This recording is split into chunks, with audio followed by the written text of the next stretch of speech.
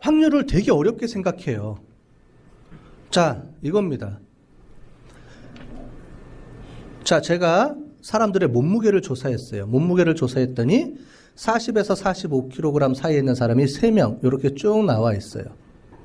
대부분 우리가 아는 모든 자료들은 평균을 중심으로 해서 사람들이 많이 모여 있죠.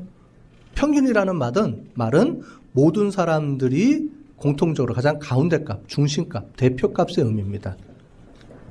모든 자료들은 항상 평균에 가장 많은 사람들이 모여 있어요. 자, 여러분들 키를 조사하는데 서장훈이 들어왔다. 저 끝에 있을 거예요. 그죠? 대부분은 170 사이에서 왔다 갔다 하죠? 그래서 이런 모양을 가져요. 이걸 뭐라고 불러요? 도수분포표. 이걸 뭐라고 불러요? 퍼센테이지. 그죠? 전체 중에 몇 명이 요 범위 안에 있느냐?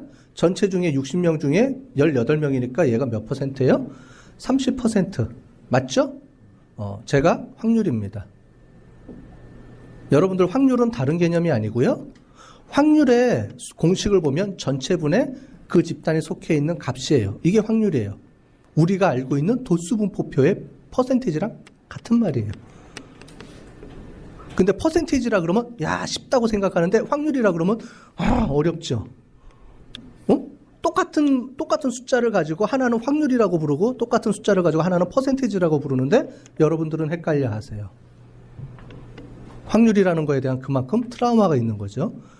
확률은 퍼센테이지입니다. 똑같은 말이에요. 자, 그랬을 때 한번 볼까요?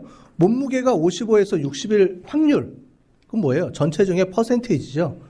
55, 60은 퍼센테이지가 30%? 그 말은 무슨 말이에요? 확률로 따져도 30%. 같은 말이니까. 퍼센트라는 말하고. 이해되셨죠? 자, 몸무게가 55에서 65. 좀 늘었네요. 그럼 요 사이네요. 그러면 더해주죠. 얘랑 더했더니 46.7%. 이거 모르는 사람 없죠? 덧셈 뺄셈. 여기서 도수분포표를 이용해서 퍼센테이지 구하고 이거를 합치고 더하고 빼고 하는 건 다 알아요. 말을 바꿔보겠습니다. 왜 이걸 왜 했느냐? 95%라는 의미가 뭔지를 알려드리기 위해서 하는 거예요. 자, 다 아는데 이거를 말을 바꿉니다. 이번에는 반대로 물어볼게요. 지금까지는 자, 킬로그램이 몇 킬로그램일 사람이 몇 명 있어? 확률은 몇 명이죠? 똑같은 말이죠. 전체 중에 몇 명 있어? 이 말이에요. 반대로 물어볼게요. 전체 100명이라고 따졌을 때 90명이 속해 있을 속해 있을 범위는 지금까지는 여러분들이 확률을 계산하는 개념을 배웠다면 지금은 바꾸는 거예요. 확률을 주어지고요. 그 확률 안에 있을 양쪽의 키로수, 몸무게가 얼마 정도 되지? 뭐냐면 항상 그런데 모든 값은 뭐를 중심으로 계산을 해요? 평균. 왜요? 모든 사람을 대표할 수 있는가? 왜 대표값이에요? 가장 많은 사람들이 모여 있으니까. 평균의 의미입니다. 평균은 대표값의 의미가 있는데 왜 대표값이냐? 대부분의 사람들이 평균을 중심으로 해서 모여 있어요. 그렇지 않은 분포가 있다 그러면 걔는 잘못된 거예요. 아니면 걔는 특이 분포예요. 모든 우리 키, 몸무게, 성적 모든 거를 거의 다 붙이면 모든 자료들은 대부분 다 이런 모양을 가집니다. 이거를 통계학에서는 정규 분포, normal distribution이라고 부릅니다. 왜냐? 모든 데이터들은 평균을 중심으로 해서 이런 모양을 다 이거 나중에 나와요. 다 안 찍어도 돼. 나중에 다 나오는 거예요. 모양을 갖고 있다라는 얘기예요. 이게 종모양이라는 말입니다. 그런데 이 종모양이 중요한 게 아니고요. 저걸 왜 배우느냐는 거죠. 항상 우리는 배우는 목적이 있어야 되죠. 왜 저걸 배워서 확률의 개념을 배우고 왜 95대 5라는 걸로 왜 표현을 할까? 이게 중요한 거죠. 자, 그래서 우리가 평균을 구했어요. 여태까지는 평균으로부터 50kg에서 몇 kg 사이에 있을 확률 이걸 계산했는데 반대로 이제 그렇게 안 물어봐요. 연구에서는. 자, 이 중에서 100명 중에 95명, 즉 100명 중에 95%가 들어가 있을 범위가 어떻게 되는지를 물어보는 거예요. 그 범위를 우리가 다른 말로 하면 뭐겠어요? 오차 범위입니다.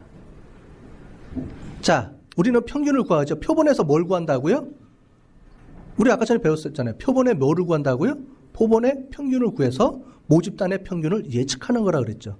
우리는 200명의 표본의 평균은 알 수 있어요. 그죠? 200명의 평균을 알 수 있죠? 이 각 표본의 평균을 알 수 있어요. 이거는 구해지잖아. 그죠? 그러면 결국 뭐예요? 이 평균을 가지고 100명 중에 95명이 있을 확률. 그럼 뭐예요? 대다수 사람들이 있을 확률. 그 확률의 분포 범위가 몇 %가 되는지를 구하는 겁니다. 자, 말을 바꿨는데 헷갈려요? 여기는 산수잖아. 얘는 수학이에요? 어려워졌어? 똑같은 말이죠. 똑같은 말인데 기준이 틀려졌다는 거죠. 계산하기 위해서 배웠던 그런 확률이 아니고 지금부터는 뭐예요? 우리가 이론적인 걸 배우자는 거예요. 왜 95대 5냐? 확률이라는 의미가 뭐냐? 다른 말로 하면은 100명 중에 대다수가 있는 사람들의 몸무게의 범위가 어떻게 되지? 라고 부르는 겁니다. 자, 그러면 어떻게 돼요? 요걸 가지고 계산하죠. 그럼 어떻게 돼요? 아, 여기 있는 사람들의 몸무게를 다 쟀더니 대부분 45에서 70kg 사이 안에 범위에 다 들어가 있어. 모든 사람들이 다 있어. 그걸 벗어나면 아웃라이어라고 부르죠. 이상한 사람이죠. 서장훈은 평균 키가 아니죠. 걔는 이상한 사람이죠. 키로 봤을 때 특이한 사람이죠. 그죠? 근데 그건 어쩔 수가 없죠. 우리가 틀릴 수 있는 확률. 그래서 확률은 100%가 있을 수가 없어요. 왜요? 100%는 서장훈을 포함하게 되는데 서장훈의 키는 전혀 특이한 사람의 키잖아요. 그런 아웃라이어까지 포함을 한다 그러면 100%가 나오지만 항상 우리는 100%라고 그러면 무한대에서 무한대 값을 가져야 돼요. 양쪽 사이드가. 끝이 없어. 끝을 잘라야 되려고 그러면 어떻게 돼요? 95%로 제한을 둘 수밖에 없는 거죠. 그래서 통계학은 항상 유의 수준이 95%입니다. 야, 왜 100% 확률 값이 없어? 100%라는 말은 전체 다예요. 무한대부터 무한대까지. 이런 거는 연구의 의미가 없죠. 그죠? 뭘 예측하는 의미가 없잖아. 무한대부터 무한대까지인데 값이 안 나오죠. 그러니까 확률은 항상 잘라줘야 돼요. 어쨌든 오차는 버려야 돼. 오차는 인정할 수밖에 없어요. 그 오차 범위를 몇 %까지 인정해 줄 거냐인데 수학 공식 이론을 배우면 뭐 95, 90, 95, 99 이렇게 써 있는데 실제로 대부분은 다 95예요. 우리는 95%의 확률 범위 안에서 구간을 잘라주는 게 보편적입니다. 나는 90%에 자를 거예요. 상관없어요. 90%도 상관없고 99% 상관없지만 통용되는 숫자가 뭐예요? 95예요. 그래서 항상 P-밸류가 95대 5로 정해져 있는 겁니다. 보편적으로. 됐어요? 요 범위 안에. 자, 그런데 이 범위를 어떻게 알 수 있어요? 자, 요런데 나중에 우리가 요런 법칙을 배울 겁니다, 이제. 이게 엠피리컬 룰이라고 하는 법칙인데 자, 우리가 양쪽 사이드를 배웠잖아요. 아까 전에처럼 숫자가 이렇게 나와 있어요. 그럼 얼마나 좋아요. 그죠? 요런 표를 그려가지고 하면 좋은데 통계학자들이 더 쉬운 방법을 개발해 놨어요. 어떤 방법을 개발해 놨냐면 평균을 중심으로 해서 우리는 항상 평균과 표준 편차라는 걸 배웁니다. 표준 편차에 대한 의미는 나중에 다시 배울 거예요. 표준 편차가 어떤 의미를 갖고 있느냐. 이게 예측하는 데 있어서 아주 중요한 지표 중에 하나가 표준 편차예요. 나중에 다 배울 건데 어쨌든 우리는 항상 수학 시간에 평균과 표준 편차를 배워요. 그런데 수학자들이 항상 얘기한데 표준 편차를 구하면 이 표준 편차에 1표준 편차. 저는 이제 그거를 표준 편차라 그러면 말이 어려우니까 발자국이라고 합니다. 제가 평균이면 양쪽 사이드에 한 발자국, 이쪽으로 한 발자국 안에 몇 %가 들어가 있어요? 전체 데이터의 몇 %가요? 68%, 70%가. 두 발자국 안에는 몇 %가 들어가 있어요? 95.44%. 즉 100명 중에 95명은 우리가 평균을 구하고 표준 편차는 데이터의 분포입니다. 그래서 두 표준 편차 안에 뭐예요? 전체 100명 중에 95명이 다 들어가 있다는 거예요. 우리가 아까 전에 뭐라 그랬어요? 전체적인 확률을 가지고 자를 때 몇 %를 자른다 그랬죠? 95. 자, 우리는 지금 뭘 배우는 거예요? 이 양쪽 사이드의 값을 찾는 거예요. 오차 범위, 걔를. 평균으로부터 얼마 범위 안에 떨어져 있는지 오차 범위를 구하는데 그 값은 95%의 확률 값인데 이 확률 값을 뭘로 구하느냐? 통계학자리 해봤더니 야, 평균과 표준 편차를 이용하면 돼. 표준 편차를 구하면 그 표준 편차 중에 몇 %예요? 몇 발자국? 두 발자국 이내에 다 있습니다. 라는 거예요. 뭐가? 우리가 알고 싶어하는 모집단의 진짜 값은 평균을 구하면 그 평균의 두 발자국, 두 표준 편차 이내에 값이 분명히 존재합니다. 얘를 뭐라고 불러요? 우리가 다른 말로 표본 오차. 그 값이 이겁니다. 발표하는 값이 이 값이에요. 이 값은 뭐예요? 그래서 이 표준 편차 이내의 값을 얘기하는 겁니다. 두 발자국 안에. 자, 그런데 두 발자국 하면 쉽죠? 자, 두 발자국 하면 쉬운데 두 발자국이 정확히 아니에요. 두 발자국보다 조금 모자르죠. 그 값을 정확하게 따지면 어떻게 돼요? 1.96입니다. 얘를 우리가 논문에서는 무슨 값이라고 불러요? T값이라고 불러요. T값. T값. 그래서 논문에서는 이렇게 나오는 겁니다. 가설검정 나중에 우리가 논문을 하는데 이 95%의 범위 안에 들어오는데 실제로는 확률값, 그 다음에 T값, 이 값을 가지고 따져요. 확률값은 양쪽 사이드에 어떻게 돼요? 5%. 5%인데 양쪽으로 따지니까 0.025. 그 다음에 T값으로 따지면 T값은 몇이에요? 두 발자국이니까 1.96걸음. T라는 게 걸음수예요. 표준 편차의 몇 배, 두 걸음이냐 한 걸음이냐 얘를 따지는 겁니다. 얘는 실제 값, 기준치. 얘 세 개가 동시에 묶여져서 다 같은 말입니다. 그래서 통계학에서는 오차 범위의 값, T값, 즉 발자국 수, 퍼센테이지, 확률값 다 똑같은 말을 쓰는데 얘는 계속 바뀌어요. 기준치는. 킬로그램이면 범위가 킬로그램으로 바뀌고 그 다음에 키면 센티미터로 바뀌고 쟤는 계속 계산해 줘야 돼요. 자, 그럼 계산해 주지 말고 우리가 모든 사람이 공동으로 해서 변하지 않는 값을 쓰자. 모든 값에 다 똑같이 쓰는 값 뭐가 있어요? 퍼센테이지. P값. P값은 뭐예요? 모든 값에 얘는 바뀌어도 얘는 바뀌어요? 안 바뀌어요? 얘는 안 바뀌죠. P값은.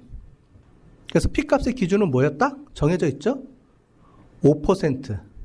얘가 95% 범위고요. 이 범위를 벗어나면 그거는 뭐예요? 아웃라이어다. 라는 거예요. 뭐 요런 가설 검정은 나중에 다시 할게요. 여러 가지 의미가 있으니까. 가설 검정은 다시 해줄 테니. 어쨌든 우리는 95%의 확률 범위, 즉 평균으로부터의 95%까지의 오차 범위를 구하는 거예요.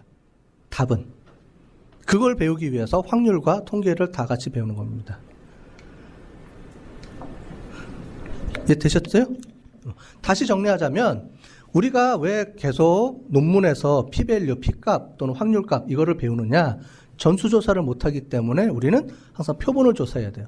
표본을 조사하면 뭐가 항상 발생해요? 표본 오차가 발생한다는 거죠. 그 표본 오차의 범위를 어느 정도까지 인정해줘서 그거를 억셉트 할 거냐, 리젝트 할 거냐를 결정하는 거예요. 그 기준점을 찾는데 확률값으로는 뭐예요? 0.05. T값으로는 발자국으로는 몇 걸음? 두 걸음이 조금 못 되니까 1.96. 이거는 모든 논문에 공통으로 써 있어요. 0.05, T로는 1.96보다 크다 작다, 0.05보다 크다 작다. 모든 논문이 다 이 기준은 변하지가 않아요. 왜냐하면 발자국도 변하지가 않죠. 자, 무슨 얘기냐면 어른의 발자국과 어린애의 발자국, 보폭은 틀리지만 항상 한 걸음, 두 걸음으로 계산하면 똑같은 걸음수라는 거예요. 그래서 1.96은 다 똑같이 공용으로 쓸 수 있다는 얘기예요. 그렇기 때문에 변하지가 않는다는 겁니다. 왜 P밸류에서 논문에서 그렇게 얘기하는지 아셨겠죠. 우리가 다시 원점으로 돌아와서 이 값이 진짜 값이에요? 아니에요? 자, 우리가 구한 이 영향력은 진짜 값이에요? 아니에요? 이거는 무슨 값이에요? 전체 다 조사했어요? 아니면 표본이에요? 표본이잖아요. 처음부터 다시 합시다. 이 값은 뭐예요? 다 모든 논문의 값은 다 표본값이에요. 진짜 값이 아니에요. 그럼 오차 범위가 있을 수가 있잖아요. 그래서 실제로 값이 영향력이 있다 없다를 결정하는 그 값인데 미묘한 차이지만 얘는 통계적으로 값이 의미 있다라고 보는 거고요. 얘는 통계적으로 값이 없다라고 보는 거예요. 커트라인에 거의 걸려 있죠. 근데 통계적으로는 얘는 의미가 있다 없다를 분명하게 갈릴 수가 있다는 겁니다. 왜냐하면 여러분들이 만약에 통계학이 없었다면 싸우겠죠. 교수님하고. 야, 너는 왜 이거는 의미가 있다고 하고 얘는 의미가 없다 그랬어. 싸우겠죠. 아니, 저것도 의미 있다고 해줘. 이럴 거 아니에요. 서로 막 디스커션 하면서 싸울 거 아니에요. 값의 기준이 없다면. 근데 통계학자들은 정확하게 기준을 구해준 겁니다. 왜? 아까 전에 구한 공식에 의해서, 숫자에 의해서 얘는 의미가 있습니다. 의미가 없습니다. 왜요? 객관적인 근거에, 확률 근거에 의해서 커트라인을 딱 잘라서 얘는 의미가 있습니다. 없습니다. 내가 말할 수 있어요. 그럼 싸울 일이 없죠. 누구나 다 인정해주는 기준을 정해놨으니까. 그 기준을 이제 찾아가는 거예요. 됐죠? 그 기준이 항상 확률로는 P값으로는 0.05, 발걸음 수로는 1.96. 딱 정해져 있어요. 그럼 변하지가 않아요. 전 세계적으로.